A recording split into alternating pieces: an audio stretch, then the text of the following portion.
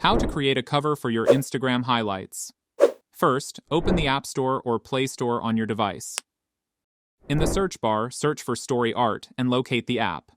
Click the Get icon to install the app. After installing, click on Open and open the app.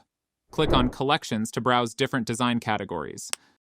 Swipe through the tab and select the Highlight category. Select any design template that you like. Here, you can see different covers. Choose your preferred one.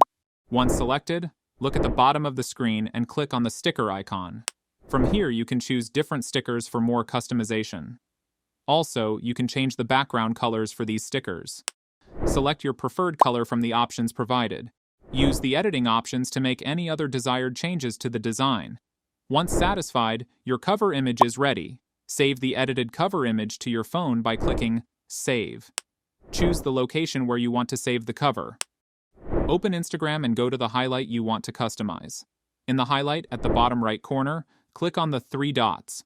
Tap Edit Highlight, and then click on Edit Cover. Select the saved cover image from your gallery. Position the cover as desired, then click Done.